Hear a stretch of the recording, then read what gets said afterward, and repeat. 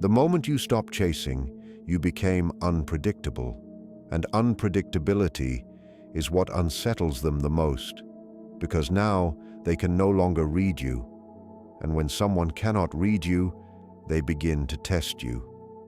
There is a quiet shift that happens when you withdraw your constant pursuit, not loud, not dramatic, but deeply psychological. Before, your energy was available, consistent, almost expected. Now, it is selective, measured, controlled, and this change does something powerful. It forces the other person out of certainty and into doubt. And doubt is where the mind begins to create scenarios, questions, assumptions, fears. Why did they change? Do they still care? Have I lost control? This is where the testing begins. When the pursuit disappears, the entire psychological equilibrium between two people is disrupted at a fundamental level. Chasing, in its essence, is a signal of investment, availability, and emotional predictability. It reassures the other person that their position is secure, that they hold a certain degree of influence over your attention and behavior. Once that pursuit is withdrawn, the implicit structure that governed the interaction begins to collapse. What was once certain becomes ambiguous. The other person can no longer rely on previously established patterns to anticipate your responses, and this unpredictability introduces cognitive and emotional tension. This shift is often misinterpreted as a simple loss of interest, but at a deeper level, it is a reconfiguration of perceived power. Power here is not dominance in a crude sense, but the capacity to influence emotional outcomes. When you were chasing, the dynamic was asymmetrical. You were investing more, reacting more, and therefore exposing more of your internal state. The other person occupied a relatively stable position, observing and responding with less urgency. The moment you stop, that asymmetry begins to neutralize or even invert. Now they are the ones faced with uncertainty, attempting to decode your silence, your restraint, your altered behavior. Human psychology is highly sensitive to changes in patterns, especially those tied to emotional reinforcement. The absence of expected behavior triggers a form of psychological dissonance. The mind seeks to resolve this by generating interpretations, often rooted in insecurity or fear of loss. This is where their attention intensifies, not necessarily out of conscious intention, but as an automatic response to the disruption. The withdrawal of pursuit does not simply remove effort. It introduces a void, and that void compels the other person to engage with questions they did not have to face before, shifting the entire dynamic from passive reception to active evaluation. Silence, when it replaces constant communication or pursuit, is rarely perceived as neutral. The human mind is not designed to leave gaps unfilled. It instinctively moves to interpret, predict, and assign meaning. When your responses become less frequent or your presence less immediately available, the other person is confronted with an absence of data.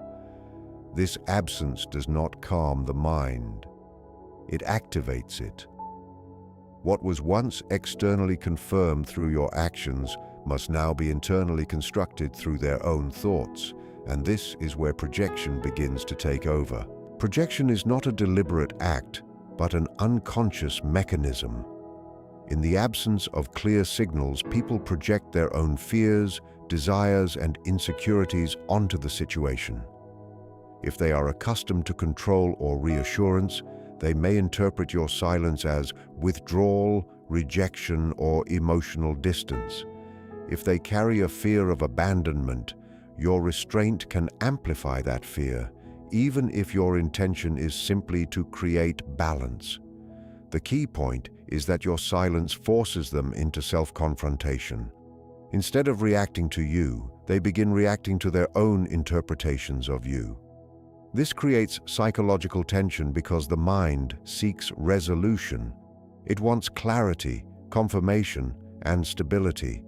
When those are not provided externally, The tension builds internally.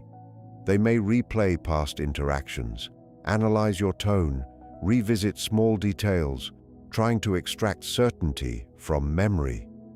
The more they think, the more emotionally invested they often become, because attention itself deepens attachment. What was once a passive experience, receiving your consistent energy, turns into an active process of questioning and decoding. Silence also disrupts their sense of control. When communication is predictable, it can be managed and navigated with ease. When it becomes intermittent or restrained, it introduces variability, and variability is inherently destabilizing. The person is no longer responding to a fixed pattern, but attempting to adapt to an unknown one, which intensifies their focus on you without any direct effort from your side. When your behavior changes, especially in the form of reduced pursuit or emotional availability, it removes an external source of reassurance that the other person may have unconsciously depended on. Before this shift, they did not need to examine their own internal state too closely because your actions continuously validated their position.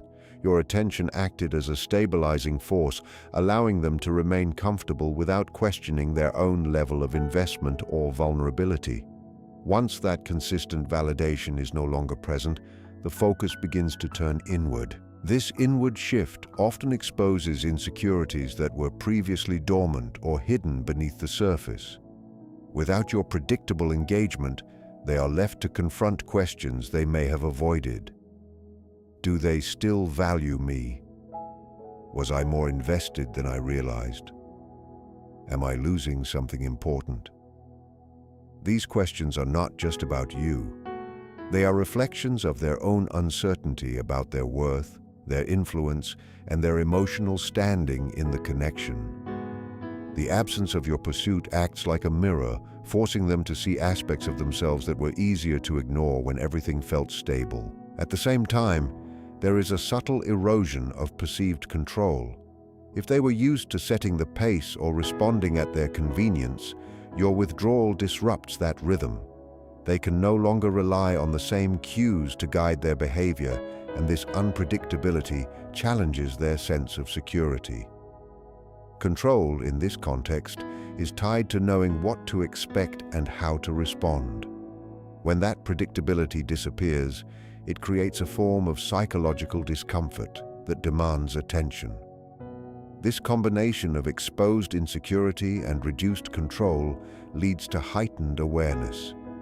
They begin to monitor your actions more closely, interpret small changes with greater intensity, and reassess their own feelings in the process.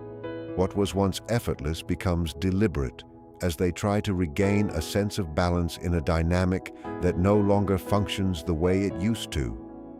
When uncertainty replaces predictability, the mind instinctively looks for ways to restore a sense of control, and this is where testing behavior begins to emerge. Testing is not always conscious or strategic. It is often an automatic psychological response to ambiguity. When someone can no longer rely on your consistent pursuit or emotional availability, they start creating situations designed to provoke a reaction. These situations are not random. They are subtle experiments meant to measure whether their previous influence over you still exists. At its core, testing is about verification. The other person is trying to answer an internal question. Has the dynamic truly changed, or is this temporary? Since direct communication can feel vulnerable or expose their uncertainty, they rely on indirect methods.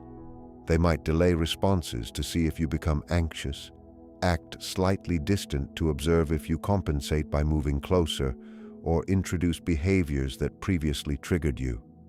Each of these actions is a probe, a way of gathering emotional data without explicitly asking for it. This behavior is driven by a need to reduce psychological tension. Uncertainty creates discomfort, and testing becomes a tool to resolve that discomfort by forcing clarity through your reaction.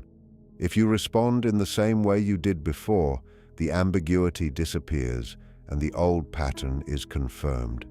If you respond differently, calm, detached, or unaffected, the ambiguity deepens, and they are forced to reassess their assumptions. In this way, your reaction becomes the feedback mechanism that either stabilizes or further destabilizes their perception of the situation. Testing also serves as a way to reclaim lost control. By initiating these small experiments, they shift from a passive position, where they are trying to understand your change, to an active one, where they attempt to influence your behavior again. It allows them to feel engaged rather than uncertain, even if the outcome is not what they expect. Emotional unpredictability becomes a strategy when consistency no longer produces the desired level of influence or reassurance. When someone realizes that your behavior is no longer easily anticipated, they may begin to vary their own emotional responses in order to reintroduce instability into the dynamic. This is not always a calculated manipulation. It often emerges from an internal need to regain footing in a situation that feels uncertain. By alternating between warmth and distance, attention and withdrawal, they create an environment where your reactions can be observed more clearly. This variability serves a specific psychological function. Predictable patterns allow people to remain emotionally regulated because they know what to expect. Unpredictable patterns, on the other hand, heighten awareness and engagement. When their behavior becomes inconsistent, it disrupts your ability to settle into a stable response. You may start analyzing their actions more closely, trying to interpret what each shift means. In doing so, your attention is pulled back toward them, which is precisely the effect this strategy tends to produce. There is also an element of reinforcement dynamics at play. Intermittent reinforcement, where positive signals are given unpredictably, has a stronger psychological impact than consistent reinforcement.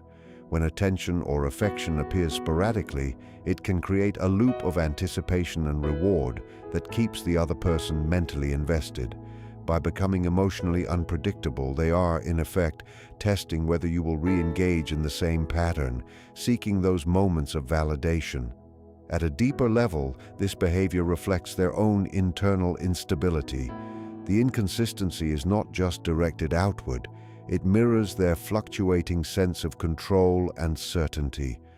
One moment they may feel confident and detached, the next uncertain and compelled to reconnect. This oscillation drives the unpredictable behavior, turning the interaction into a shifting landscape where reactions become the primary source of information. Simulating distance is a subtle but deliberate way of recreating the very condition that now unsettles them in you. When they sense that your pursuit has diminished, they may begin to mirror or exaggerate that distance, not as a simple withdrawal, but as a probe. The intention is to introduce a controlled form of absence and observe whether it triggers the old response, whether you move toward them to close the gap. This is less about disengaging and more about staging a scenario where your reaction becomes measurable. Distance, in this context, functions as a psychological stimulus. It disrupts proximity, which is often associated with reassurance and emotional continuity. By pulling back, they create a temporary vacuum and watch how you respond to it. If you immediately attempt to restore closeness, it signals that the underlying dynamic has not fundamentally changed, that your restraint may be situational rather than structural. If you maintain your composure and do not rush to fill the space, the signal they receive is entirely different, forcing them to reconsider their assumptions about your availability and emotional dependence. This behavior also allows them to regain a sense of initiative. Instead of passively interpreting your change, they actively shape the interaction by setting the distance themselves. It gives them a framework within which they can test boundaries without directly exposing their own uncertainty.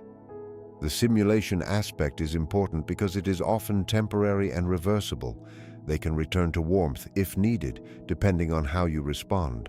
At a deeper level, this reflects an attempt to understand the new limits of the connection. By creating distance, they are mapping where the threshold lies, how far they can withdraw before you react, and whether that threshold has shifted. Your response becomes the data point that defines the new structure of the dynamic, replacing the old patterns that no longer provide reliable guidance. When old patterns are reintroduced, it is rarely accidental. It is a form of behavioral recall, where someone brings back dynamics that once held emotional weight to observe whether those same reactions still exist in you. These patterns can be anything that previously triggered strong responses, sudden attention, followed by withdrawal, nostalgic references, emotional ambiguity, or even subtle provocations designed to pull you back into familiarity. The underlying purpose is not the pattern itself, but your reaction to it. This behavior is rooted in the need to test emotional memory. Human psychology retains strong associations with past emotional states, and when a familiar pattern reappears, it can activate those stored responses almost automatically. The other person is essentially checking whether your internal wiring still responds the same way. If you react with the same emotional intensity or predictability as before, it suggests that the old structure is still intact. If you remain composed or indifferent, it signals that something fundamental has changed in your internal response system. Reintroducing old patterns also serves as a way to regain emotional orientation.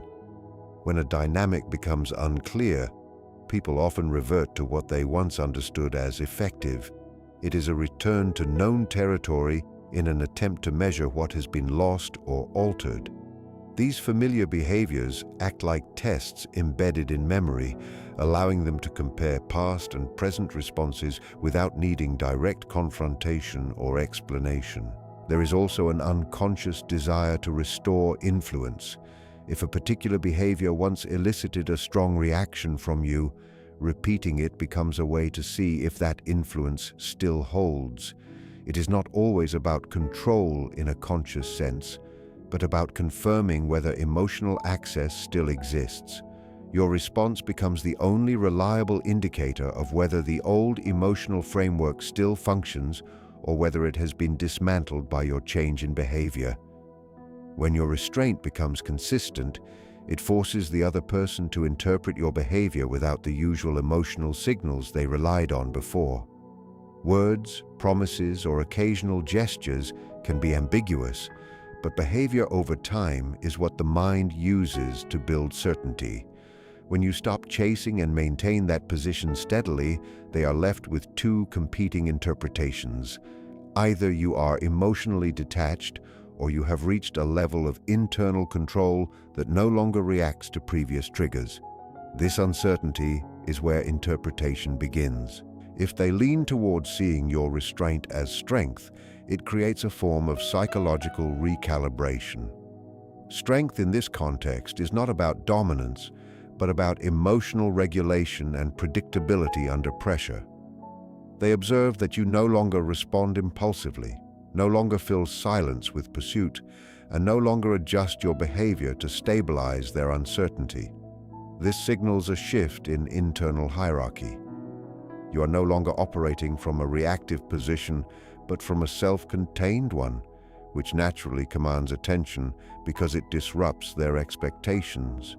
However, if they interpret your restraint as detachment, a different internal process begins. Detachment suggests emotional withdrawal, a closing of access, and a reduction in relational investment. This can trigger reflection, but also discomfort, because it removes the assumption of availability. In both interpretations, whether strength or detachment, the key element is that you are no longer predictable in the same way. What matters most is that your behavior is no longer feeding automatic responses. Previously, reactions from you may have provided immediate emotional feedback that allowed them to gauge their influence. Now that feedback loop is disrupted.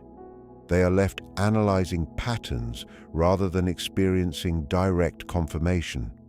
This forces a shift from emotional engagement to cognitive evaluation, where they must think more deeply about what your consistency means and how it redefines their understanding of the connection itself. When validation is sought without direct asking, it reveals a shift in emotional strategy from openness to indirect signaling. Instead of clearly expressing needs or desires, the person begins to look for subtle indicators from you that confirm their importance, value, or remaining influence in your emotional world. This often happens when direct reassurance feels too vulnerable or when there is uncertainty about how their request will be received. So rather than saying, "Do you still care?" they engineer situations where your behavior answers that question for them. These signals can take many forms. A delayed message might be followed by a sudden check-in, not because of urgency, but to see if you respond with enthusiasm or indifference. A casual remark may carry emotional undertones designed to provoke a reaction that reassures them of your engagement. Even neutral interactions can become tests when they are used as a measuring tool for your attentiveness.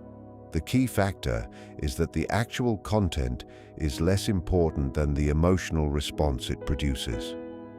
This behavior is closely tied to uncertainty in self-positioning within the relationship dynamic. When someone is unsure of where they stand, they begin to rely on indirect confirmation. Your reactions become the metric by which they evaluate their significance. If you respond warmly, it reinforces a sense of continued importance. If your response is restrained or neutral, it introduces doubt that must then be processed internally. What makes this dynamic complex is that it often operates beneath conscious awareness. The person may believe they are simply interacting normally, while in reality they are constantly scanning for emotional cues. This creates a loop where every interaction carries hidden weight. Your attention, timing, and tone all become interpreted as signals rather than simple communication. Over time, this can intensify their focus on you, because their internal sense of clarity depends increasingly on how you respond rather than on what is explicitly said. The fear of loss operates as a deep psychological driver that becomes significantly more active when a previously secure emotional pattern is disrupted. When someone senses that your pursuit has stopped, it introduces the possibility that what they once took for granted may no longer be available in the same way.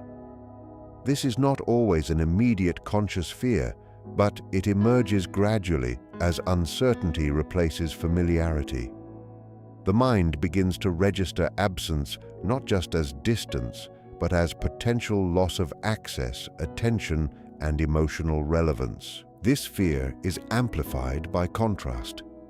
Before the shift, your behavior likely provided a steady stream of engagement that required no effort to maintain. Once that stream is reduced or removed, the difference becomes psychologically significant. Humans are more sensitive to loss than gain, so even subtle withdrawal can feel disproportionately impactful. The absence creates a gap that the mind attempts to fill with interpretation, and those interpretations often center around what might be slipping away. As this fear develops, it begins to influence perception. Small changes in your behavior are no longer seen as neutral. They are re-evaluated through the lens of potential loss. A delayed response might feel heavier than it objectively is. A neutral interaction might be interpreted as emotional distance. This heightened sensitivity is not about logic, but about emotional preservation. The mind prioritizes preventing loss over maintaining equilibrium, which shifts attention toward monitoring your behavior more closely. At a deeper level, fear of loss can also trigger attachment recalibration. What was once passive interest becomes active concern. The person may not openly express this shift, but internally they begin to reassess your importance in their emotional structure. The less predictable your availability becomes, the more their attention locks onto you, not necessarily to regain control, but to avoid the emotional discomfort associated with uncertainty and potential disconnection. Consistency in behavior becomes more important than any verbal expression when emotional dynamics are uncertain. Words can be persuasive in the moment, but they are not stable indicators of intent or character over time. The mind therefore defaults to observation of patterns, because patterns reveal what language often conceals. When someone is trying to understand whether your change is real or temporary, they stop focusing on what you say and start focusing on how reliably your behavior holds under different emotional conditions. Observing consistency means tracking whether your responses remain stable across situations that would previously have triggered variation. For example, if distance used to provoke immediate pursuit, and it no longer does, that absence of reaction becomes more informative than any explanation. If emotional cues that once led to engagement are now met with neutrality or restraint, that pattern becomes the primary source of understanding. Over time, these repeated observations form a psychological map of your current state. This shift from listening to observing is significant because it moves the other person from emotional interpretation to behavioral analysis. They begin to study timing, frequency, and emotional tone as indicators of your internal position. Even small inconsistencies become meaningful because they are evaluated against an emerging baseline of your new behavior. The more stable your response pattern is, the more it overrides previous assumptions about how you used to behave. Consistency also determines credibility in an unconscious way. The mind trusts repetition because repetition reduces uncertainty. If your behavior remains steady, it becomes harder for the other person to attribute your change to momentary mood or manipulation. Instead, it is perceived as structural, meaning it reflects something stable within you rather than something reactive to them. This forces a deeper recalibration of how they interpret your presence, shifting focus from emotional fluctuation to behavioral reliability, which becomes the most trusted signal in the absence of clear verbal confirmation. When pursuit stops, most attention naturally shifts toward the other person's reaction. But the deeper layer of the situation is not about them at all. It is about what your new behavior reveals about you. The withdrawal of chasing removes external validation loops and forces you into a position where your emotional regulation, patience, and self-definition are no longer being continuously shaped by someone else's response. This is where the real test begins, because the absence of external reinforcement exposes whether your change is superficial or structural. Many people can stop chasing temporarily, but the difficulty lies in maintaining that position when emotional triggers reappear. Silence, delayed responses, or ambiguous behavior from the other person can easily reactivate old patterns if the internal foundation is not stable. The real evaluation is whether you revert to previous habits when faced with uncertainty, or whether you remain grounded even when the emotional environment becomes uncomfortable. This is where self-awareness becomes critical, because without it, reaction tends to override intention. Your internal state is being measured indirectly through your responses. If your restraint collapses under pressure, it indicates that the change was situational rather than integrated. If your behavior remains steady despite emotional provocation, it reflects a deeper shift in identity and self-control. This is not about winning or losing an interaction, but about whether your nervous system still depends on external feedback to regulate itself. The challenge also lies in tolerating emotional ambiguity. When you stop chasing, you're no longer filling silence with action, which means you must coexist with uncertainty without immediately resolving it. That requires restraint, but also emotional endurance. The discomfort that arises in this space often reveals unresolved attachment patterns that were previously masked by constant engagement. In this sense, the situation becomes less about the other person's behavior and more about your capacity to remain unchanged when nothing around you is offering reassurance or direction.